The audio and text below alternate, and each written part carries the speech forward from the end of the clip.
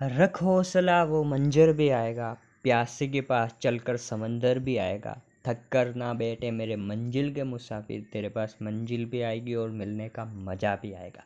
नमस्कार मेरे प्यारे सभी साथियों को, कैसे हो आप सभी? उम्मीद है बढ़िया हैं, मस्त हैं और तैयारी भी आपकी शानदार चल रही है।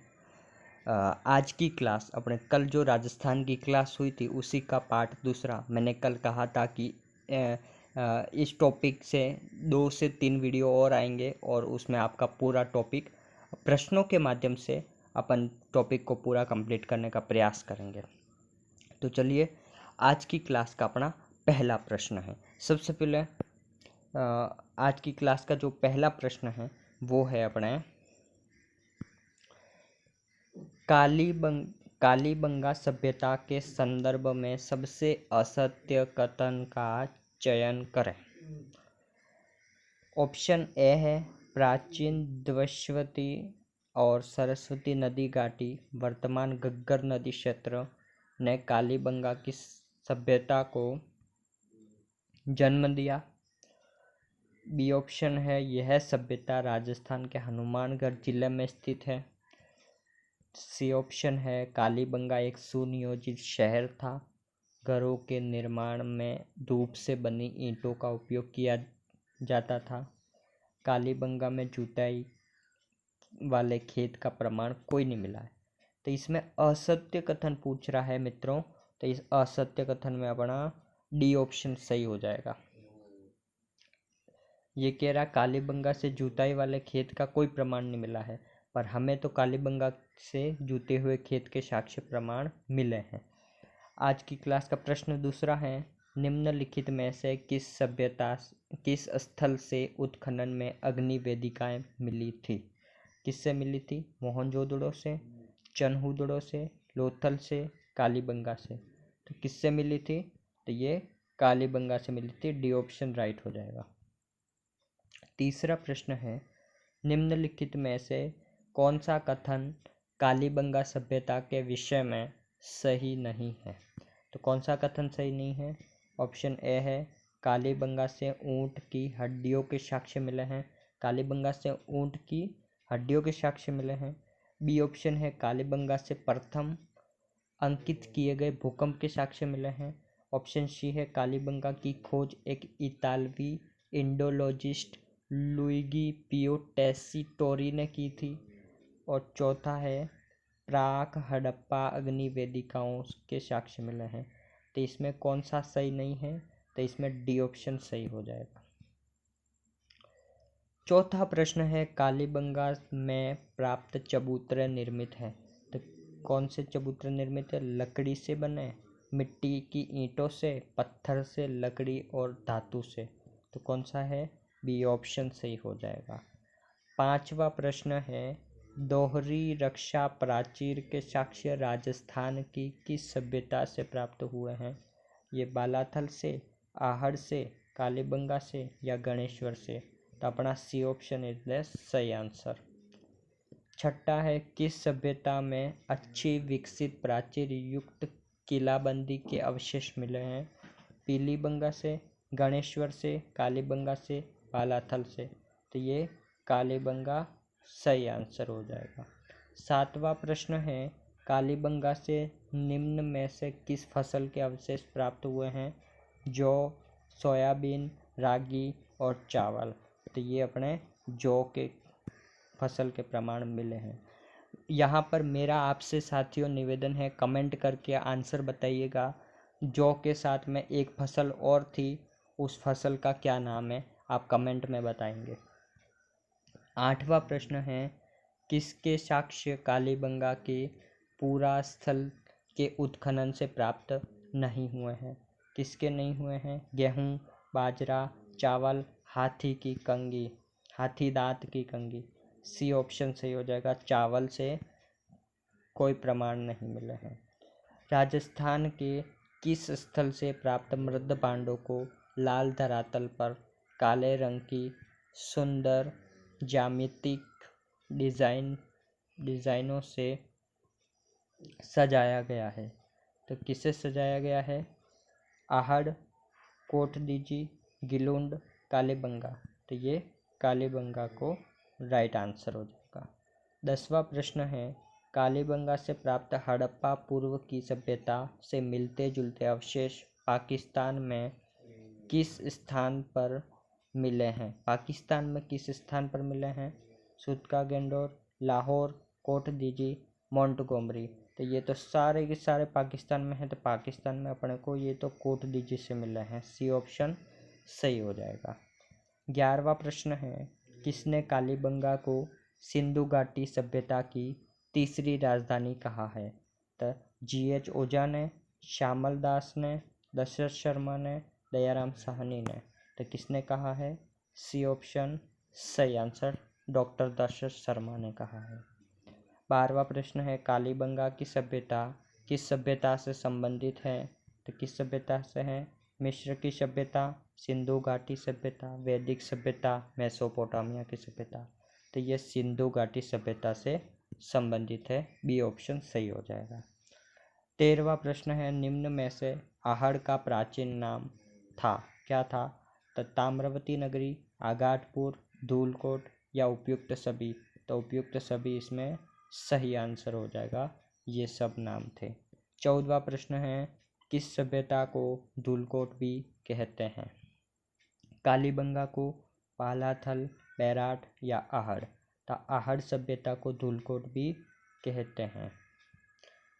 15वां प्रश्न है, आहड़ में खुदाई के बाद एक 4000 साल पुरानी ताम्र पाषाण युगीन संस्कृति की खोज की गई थी, जिसे डैश नामक एक टीले के नीचे दबा दिया गया था।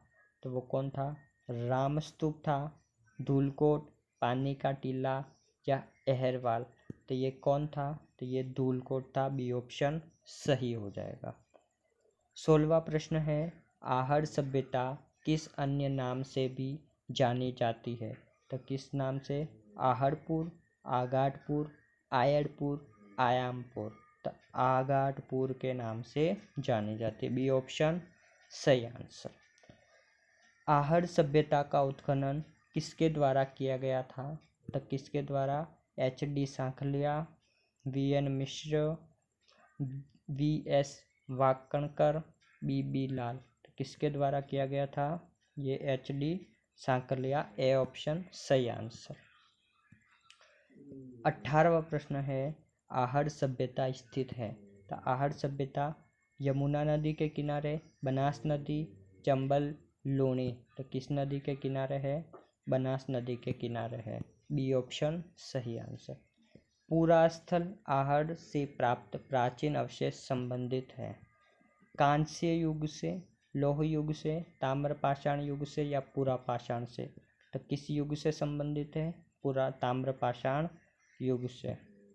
20वां प्रश्न है, राजस्थान की कौन सी सभ्यता बनास, बेडच, गंभीरी, कोठारी नदियों के और घाटियों में फैली हुई है? तो कौन सी है? कालीबंगा, गणेश्वर, आहड़, बैराट। तो कौन सी है? ये अपने आहड़ सही आंसर हो जाएगा। C option. 21वां प्रश्न है, निम्नलिखित जिलों में से किस जिले में आहड़ संस्कृति के अवशेष मिले हैं? तो चित्तौड़, बांसवाड़ा, उदयपुर और राजसमंद। कहाँ से मिले हैं अपने? तो प्यारे साथियों, ये इसका answer C option Udaipur right answer हो जाएगा। 22वां प्रश्न है, किस संस्कृति को बनास संस्कृति भी कहा जाता है? तो बैराट, कालीबंगा, गणेश्वर या आहड़। तो आहड़ को कहा जाता है। डी ऑप्शन सही आंसर। 23वां प्रश्न है, 4000 वर्ष पुरानी सभ्यता के पुरातात्विक अवशेष उदयपुर के समीप एक गांव में पाए गए थे, वह गांव कौन सा है? 4000 वर्ष पुरानी सभ्यता तो कौन सी है? आहड़ है, देलवाड़ा है, एकलिंग जी है या फिर जगत है। तो उदयपुर की अपने आहड़ सभ्यता है राइट आंसर। ठीक है। 24वां प्रश्न है प्यारे साथियों, कौन सा राजस्थान की आहड़ बनास संस्कृति का प्रमुख स्थल नहीं है? गिलुंड, ओजियाना, बालाथल या लोथल। तो अपना राइट आंसर लोथल हो जाएगा। ये लोथल नहीं है। 25वां प्रश्न है, कौन सा कथन सही है? गणेश्वर एक उत्खनन स्थल नहीं है, बैराठ एक ग्राम्य संस्कृति केंद्र था। कालीबंगा लौह युग संस्कृति का उदाहरण था। आहड़ वासियों का महत्वपूर्ण व्यवसाय तांबे को गलाना और ताम्र वस्तुएं बनाना था। तो कौन सा आंसर सही हो जाएगा अपना?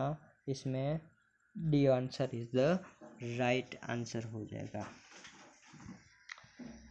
आहड़ सभ्यता के बारे में सही कथन का चयन कीजिए। तो इसमें आहड़वासी तांबा गलाना जानते थे। ये लोग चावल से परिचित नहीं थे। धातु का काम आहड़वासियों की अर्थव्यवस्था का एक साधन था।